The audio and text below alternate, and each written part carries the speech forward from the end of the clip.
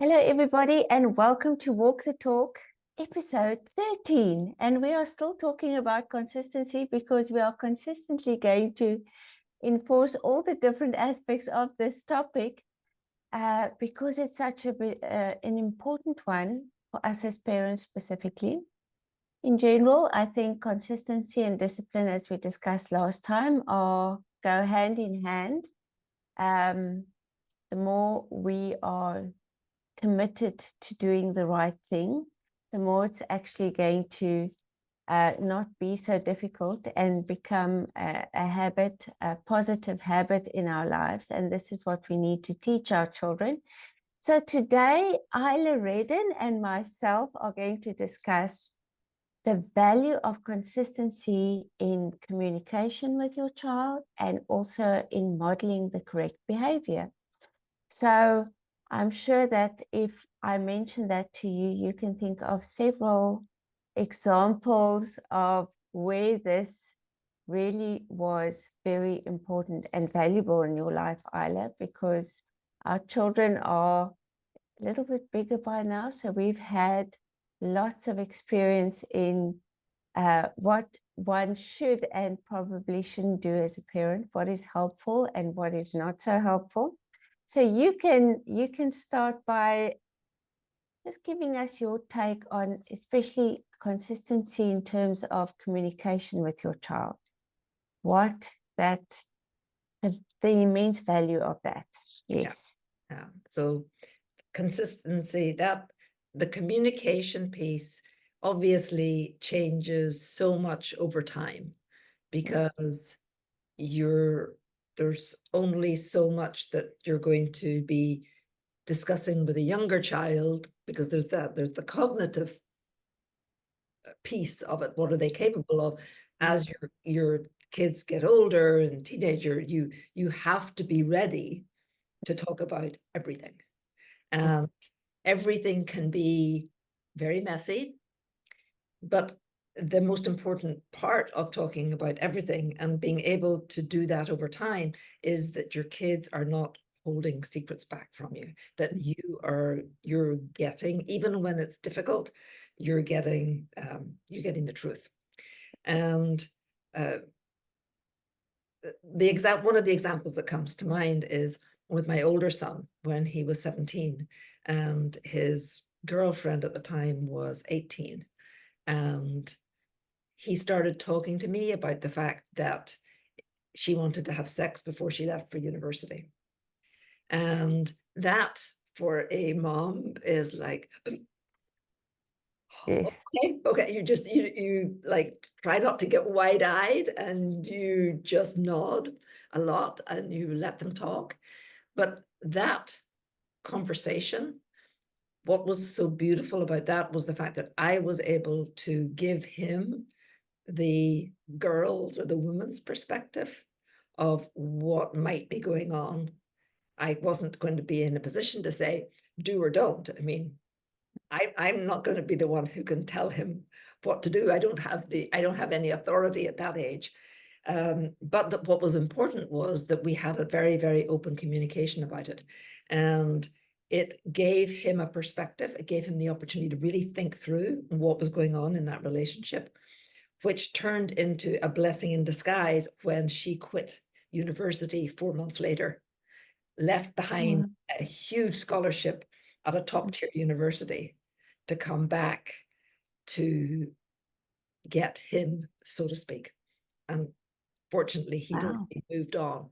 But just the fact that he literally told me, I was out on a walk on a Sunday afternoon, and he called me and he said, Mom, she lands at LAX at the airport in 2 hours and she wants me to pick her up. I was like, so just a little, as one of the many, many kinds of situations that you can find yourself in. And of course, that happened to be mine. But the fact that we had such an open dialogue, that we were able to communicate well over time, gave me the opportunity to help him and him the opportunity to have some support at the time.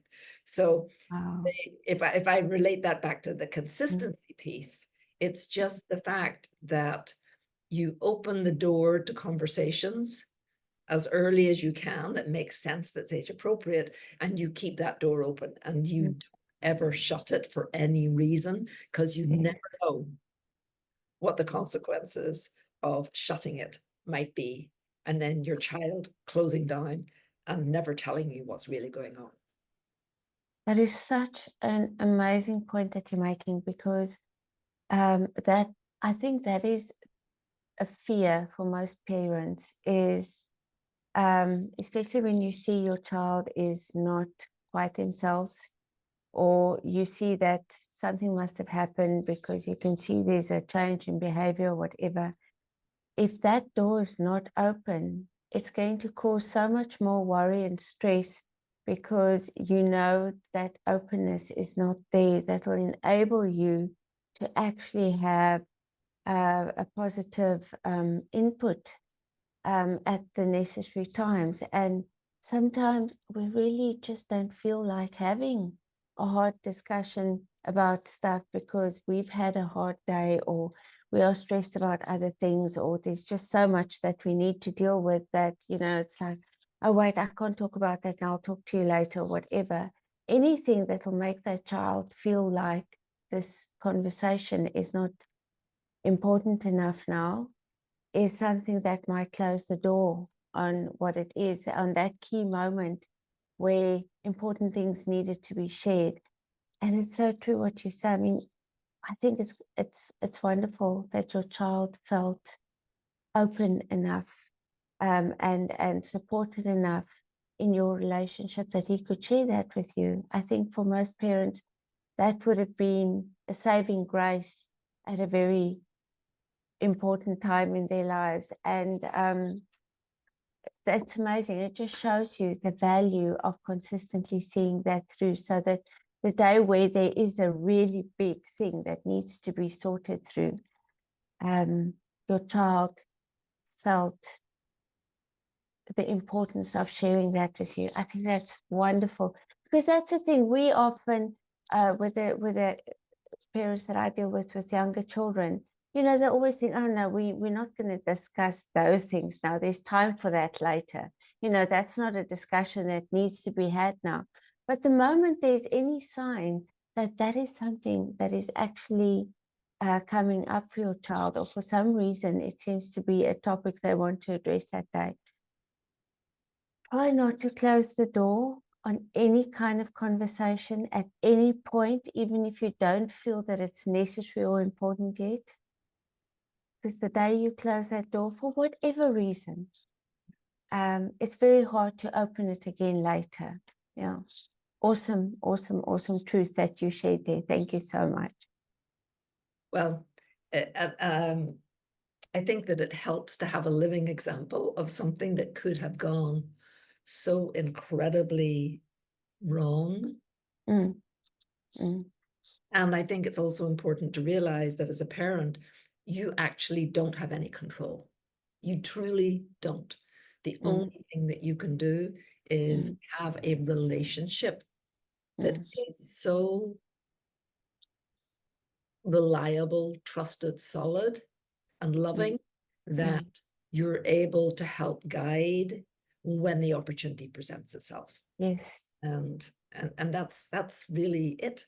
And those opportunities will present themselves for the rest of your life and your child's life. Yes. So Yeah. And the only way you are able to do that is to be consistent from the start. yeah. To especially as far as communication is concerned, to really bring that idea across of nothing is off limits. We can talk about anything, and we should talk about everything. And that means if it's uncomfortable for you as the parent, you still need to be there and say, okay, well, all right, let's do this then. And so that when it's uncomfortable for them, they model the behavior that you have shown. It's like, okay, well, there's nothing off limits, because I am accepted and loved and cherished for all that I am. So that means this is a safe space to discuss everything. Which brings us to the second one that we want to talk about in terms of consistency, and that is modeling the right behavior. So right from the start, you can talk about it all the time, but if it's not what you are modeling, then you're not going to get that point across. So again, from the start, you've got to model the importance of that openness, that honesty, that transparency, all of it, by being very real in your own life, because then it'll provide the correct example for your children. Okay, well, nothing is off limits here. We are going to address this in the most honest and supportive possible way. It's not to judge or point fingers. It's to actually help both of us get through whatever this thing is in the best possible way. Yeah. So modeling that kind of openness is very important, which means that when they want to come and talk to you about something that you are not necessarily comfortable with, you just have to bite the bullet and say, well, okay, if this is really what you want to talk about, if this is really what you need to deal with right now, let's do it. Because that's the only way. And then do that consistently. So every single time it becomes slightly uncomfortable, just to see it through, because of the sake of the relationship and because of the kind of connection that you're trying to build. Because one day it is going to serve both of you in a positive way, like you with your child, in a situation that could have very easily gone completely south. Because if you said to him, my gosh, what are you talking about? Don't be ridiculous. This is not what you do now. He wouldn't have he wouldn't have been comfortable enough to talk to you about it. Yeah. When we think about modeling behavior, so it's all part of the same piece, I think, of being reliable, right? It's you say you're going to do something and you follow through. Oh, yes. Your children are watching all the time. So if you're, on the things that are most common that we we have difficulty with, it's like the whole being on the phone or using the phone or being on social media, things like that. And we're trying to manage our kids' use of it. And yet we are the biggest offenders in the house. So all these kinds of things, I think it's part of the same continuum of we as parents, we need to be reliable, and our word needs to mean something to us as well as to our kids. So being kind of role modeling all of that, role modeling the communication piece, role modeling being open, modeling following through on what we say we're going to do. The only people that are watching are our kids. So it really matters. And they don't miss anything. I mean, things that you think, oh, no one will know, or whatever, or oh, I don't feel like this today, and we'll look at it tomorrow. These things matter. If it's something that is important, if it's something that actually is part of what you are trying to teach them, it has to count every single day. And yes, they are going to follow suit. So what you don't model correctly, what you don't follow through on, what you are not willing to deal with, they are not going to do either. It doesn't matter what you say. Yeah. And that sadly is true. And that is not always nice to hear, because some days we are not perfect, really. We are so far from perfect. It's scary. And it doesn't go unnoticed. And that's not to put pressure on us. It's just to make all of us understand the importance of really seeing it all through. Yeah. But I want to piggyback on that a little bit, because I think that we give ourselves a very hard time over things like that. And what I learned in my parenting journey, and I learned it later than I would have liked to have, is the importance of apologizing for things that I did Mm. in the moment that, or, you know, the following day that I can reflect back on and go, I'm not proud of that. I'm aware that I was inconsistent, or I'm aware that I wasn't listening as well as I could. All of these things that are a human being, that are being human, right? Mm. Is to know really, really early on that there's no shame or weakness whatsoever in the parent apologizing for a behavior Oh. that Mm. you feel was inappropriate in the moment. And I don't think it matters how young the children are.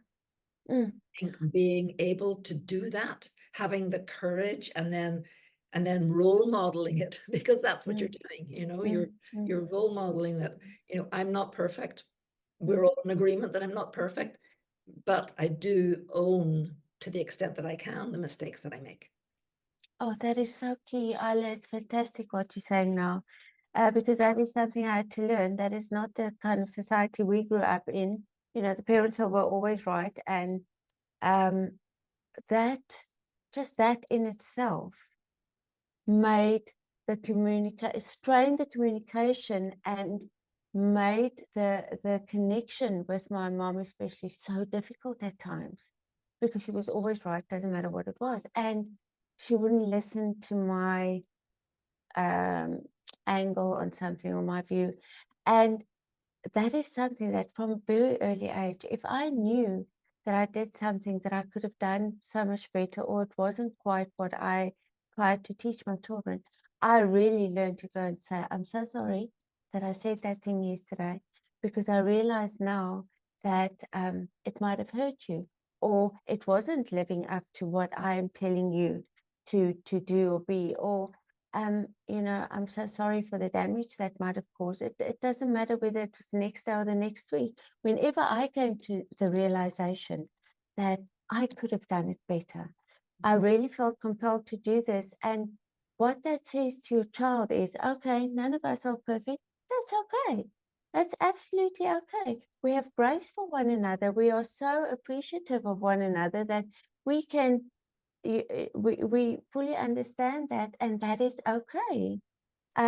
Because something very important that I learned much later on in my life is when people tell a lie, most of the time it's not out of disrespect to you. They simply just didn't have the courage to be honest in that moment. And that really, that was a huge light bulb moment for me, is what am I doing that is telling my child that they cannot be honest, that the truth in that moment would not be acceptable. Mhm. What am I doing that might convey that message? Because that I don't want to do. So if I find that my child is lying about something, I mustn't just think of, wow, how dare they disrespect me like this or not be truthful. It's like, what am I doing that is not affording my child the courage to be honest in that moment? Is that possibly something I am doing wrong? Mhm. And that to me, again, it just made me think of, okay, we need to be able to be honest in every moment. So let's help each other be more truthful by Mhm. making it acceptable to not be perfect. Yeah. Yeah. No, I think you make a really, really important point there about um it's we were not we were raised to tell the truth, but we were raised to see everything through a filter of it's all perfect all the time. Mm. We weren't, at least I was, you know, I was raised to somehow, if there was something wrong, one, it happened behind closed doors with the family and nobody ever knew. Always. And two, if there was something wrong, I must have created it in some way. And so it leads to, and I think this is true, especially today's society, there is so much coming at our kids and us as parents all the time Mm. that we've got to give ourselves the grace of knowing that there's no the right and wrong is kind of in our value system, but everything else is really up for grabs, and we're making decisions in the moment. And we've Yes. got to give ourselves the grace to be able to say, I reacted to this. It wasn't necessarily the way that I wanted to, but I can change it. I will change it. And I'll have everybody that's close to me, around me, understand why I'm making a different decision. Yes. And I think that just that openness is, and that giving ourselves permission to fail, essentially, to fail is building resilience and you know, all of those aspects that we actually want our children to have as well. You know, nothing is perfect. We really need to just be in the moment, making decisions, and then decide, and then saying, this was a good decision and I'm going to follow it, or this wasn't a good decision, and now if anybody's been negatively affected, I'm going to apologize, and we're all going to move on. Yes, that communication, regardless, the communication that you have around that is what's going to strengthen the connection, not the fact that you're always perfect or you're not perfect. It's the fact that you're prepared to deal with all of it together that is really going to help you be more consistent, and also to strengthen your connection with your child. And, you know, just thinking of that, imagine the kind of person that you are raising to have that kind of connection with their partner also someday. You are teaching them what a really good, solid relationship looks like.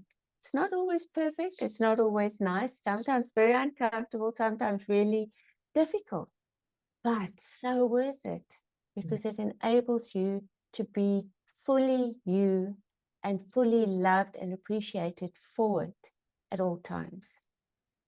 Yeah. And that's the best we can do. And that's the best we can do. Yes. Indeed. Yeah. Indeed. So do you have any words that you want to close with today? Just try and be you at all times, and try and appreciate your children for who they are at all times. And in the middle of that, you're going to find each other and build a bond that is going to be so incredibly special that you will both be able to benefit from it forever. Just be real. That's all they want. At the end of the day, they just want to be real. So what comes to mind for me is just to kind of pull this back into the consistency piece of the consistency in communication being about keeping that door always open, no matter what the conversation is, and no matter how uncomfortable we feel about it. And then secondly, to also be always aware that our kids are watching and they're learning, and what do we want them to be learning? None of it is perfect. It's all messy. It's human. We're doing the best that we can. So I would, so worth it. Yes, so yeah, worth it. I would like to invite anybody that has any comments on this one, because I think this is a really interesting topic where we all have our own experiences. You know, drop some information in the comments if you have anything that you would like to share with us, because I think that we can all learn from each other, as always, but this one as well. Thank you, Isla. As always, just a pleasure to talk to you. And it's so wonderful that we can share these experiences with more parents. So thank you so much. Yeah. Thank you, Mary-Lise. Have a great rest of your week. Thank you. You too. Bye.